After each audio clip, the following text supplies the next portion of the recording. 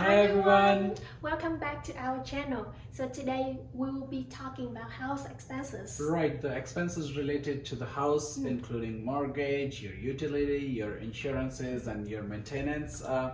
So in case if you're looking to buy a new house, like you're renting at the moment, and you want to know like what I'll be like spending out of my pocket apart from the mortgage, so this video is for you. It will give you an idea like how much you'll be spending, like because while renting you'll be spending differently, we will be talking about that in the end, like we will be comparing while renting how much you're spending and when you own a house how much you spend in a month approximately. So these figures are like approximate figures. And also I will not be talking about one-off expense. It's like ongoing expense, like every month whatever you come across, that's what we are going to talk about it today. Okay, so let's start with the biggest expense, the mortgage payment, which is the monthly payment you pay toward your loan at the bank, and it include the principal and also the interest. Right. So let's just actually take an example of a house. Say you're buying a $500,000 house. Yeah. Okay. And let's assume that you'll be paying 1.5% interest rate, because the interest rate right now is quite low. Yeah. And you're looking and you're doing a 5% down payment. Yeah. So you're looking your mortgage to become around somewhere $1,974, which I've already calculated. So that's the biggest expense you will come across, and that you have to pay. Probably if you take 25 years, 20 years or 30 years, you have to pay like, so the one I told you, 1974, is 25 year. So you have to stick to it, and you can always pay upfront as well whenever you want to, which will definitely reduce your principal and interest. Like it goes towards your principal right away, and which will bring your interest down and probably your mortgage payment down as well if you want to do that. But this is the biggest expense, right? Okay, so now let's move to the property tax. Yes. So property taxes are the levies that government use as a source of tax revenue, and they are calculated based on the assessed value of the house, your property, and also the tax rate of certain regions or cities. Yeah. So definitely, as she said, property tax varies city-wise. Like since we are in Calgary, so we will be talking about Calgary only. So for that $500,000 house, you'll be looking your property tax somewhere about $3,000 a year. That property tax you can actually pay by installments, like every month you can pay to the city, or you can pay one-off. Like it's totally on you. Okay, and then let's move to utilities. Yeah. So utility is another big expense, because while renting you'll probably be looking your bill around $50 to $100, depend like if you have to pay for heat or not. But in the house, like you have to pay for your electricity, you have to pay for gas, you have to pay for water treatment as well. You have to pay for rainwater harvesting as well as garbage removal. So these are fixed costs. Gas, electricity, and your water will fluctuate, depend on your usage. But if we talk about that $500,000 house, so I imagine like that house has a 3-bedroom or can be a 4-bedroom, and 3 family size, like 3 people living in that house, you somewhere looking at your cost somewhere to come around $400 per month for all the utility bill together. Because you get one only, like in different cities you might pay your water separately like 3 months, but in Calgary you pay everything together every month.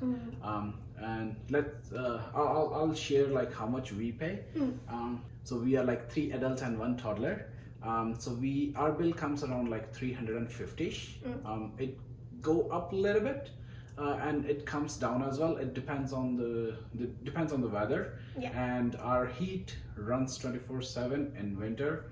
Our AC runs 24/7, like whenever it cuts off automatically in summer.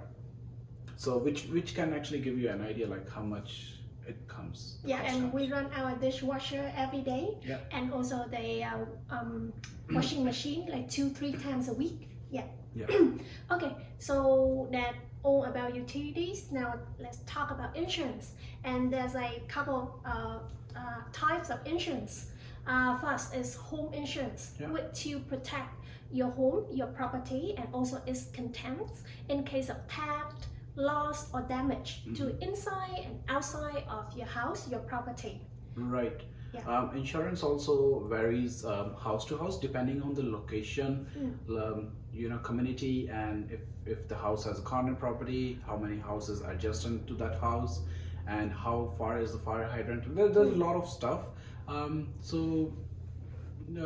think for that $500,000 house, you're looking your insurance somewhere about $100, or it can go like $20-30 up as well, depend on the location and stuff. But yes, like you really need to have insurance. Without insurance, you cannot buy house. And anyhow, it's really helpful. Like in case of fire or something, you cannot live in your house. You have to move to a rental property or live in a hotel. Then home insurance will cover all the expenses. Yes, they cover everything actually. Okay, and then we have some other kinds of insurance like CMHC mortgage loan insurance, which to protect the lender, your bank, in case you cannot make payment. And I think you have to pay that loan mortgage insurance if the down payment is less than 20%. Exactly. So this is mandatory. Like as I said in the beginning, you're doing 5% down payment. So if you're paying your down payment less than 20%, you have to mandatory take that insurance. It comes automatically, and your insurance premium goes towards your mortgage. Every month. So you don't have to pay separately. But if you're paying more or 20% or more down payment, then it doesn't come along. Then you can take insurance from outside if you want to. So it like you mean third party mortgage insurance? Yeah. Some banks they do it, and you can take from financial companies as well. But it's always good to have a couple of insurances which will protect you, like in case something goes wrong. Okay, so how about the mortgage insurance and life insurance? So mortgage insurance basically cover like your mortgage payments.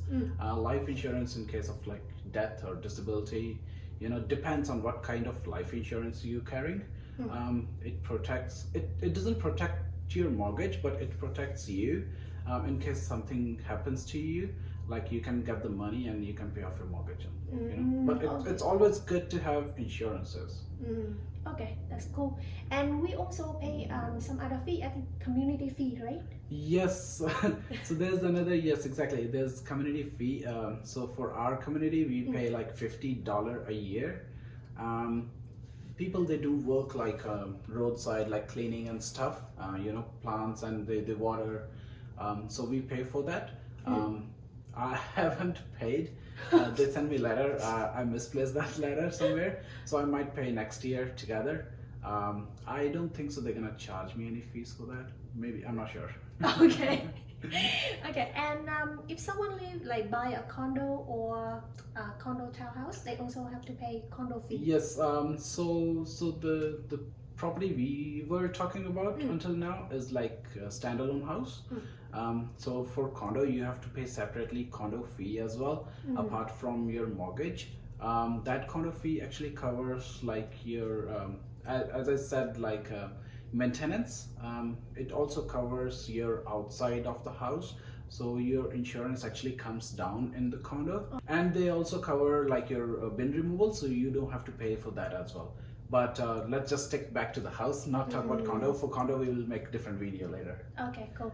And so that all the expenses going on, Yeah. we also set aside like some amount of money for maintenance. Yes, so you also have to do a couple of maintenance in the house. In case if you're buying a new property, then everything is covered for like 12 months. You don't have to worry about anything. Like you can just call and they will come and fix it. But if you're buying an old house, you need to keep some money aside, as well as like you need to change filter for your furnace depending on the size of the family, how many people living in the house, and as well as if you have any pets in the house, you might have to change your filter like anywhere from like a month or 3 months.